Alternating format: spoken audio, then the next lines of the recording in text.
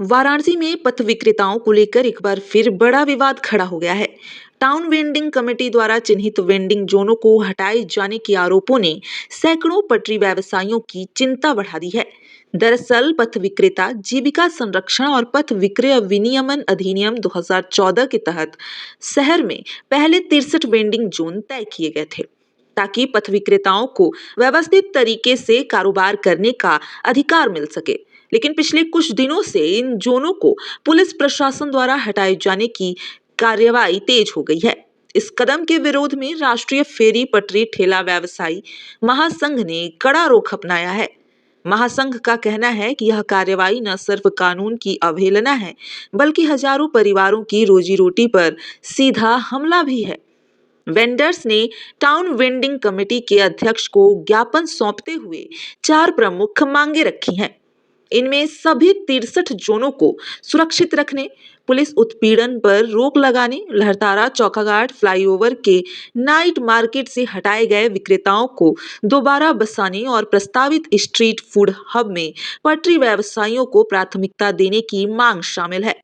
विक्रेताओं का कहना है कि सरकार की योजनाओं से उनके जीवन में सुधार आया था, लेकिन अब फिर से असुरक्षा और बेरोजगारी का खतरा मंडराने लगा है।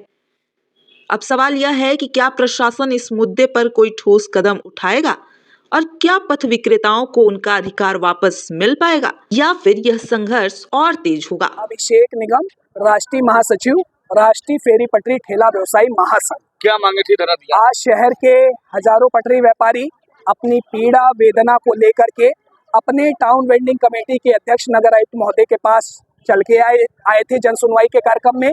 जो हमारा पथ विक्रेता अधिनियम 2014 बना है, उसमें तमाम तरीके का जो प्रावधान है कि जब तक हमारा वेंडिंग जोन न बना दिया जाए, तब तक हमको हमारे स्थान से वेंडिंग करने से न रोका जाए। जब तक हमारा वेंडिंग जोन में आई कार्ड प्रमाण पत्र इशू न कर दिया जाए, किसी तरीके का उत्पीड़न न किया जाए। लेकिन लगातार जो पुलिसिया रवैया उत्पीड़न का चल रहा है, हमारे पटरी व्यापारियों को घंटों घंटों थाने पे बैठा देना, हमारे पटरी व्यापारियों के ऊपर मुकदमा पंजीकृत कर देना, हमारे सामान को जब्त कर देना, ये काफी दुखदायी था। हम 4 सूत्री मांगों को लेकर नगर आयुक्त महोदय के पास आए।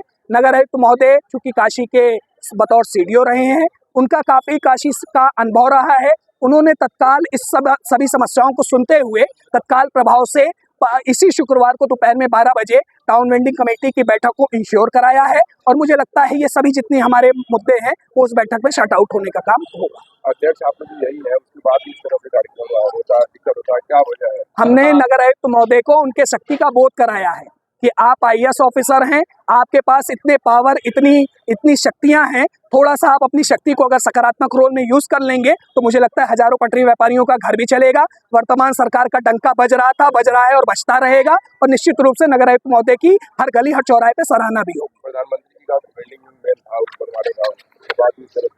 कोऑर्डिनेशन की कमी, नगर निगम प्रयास करता है, हर विभाग के अपने एक सुझाव हैं।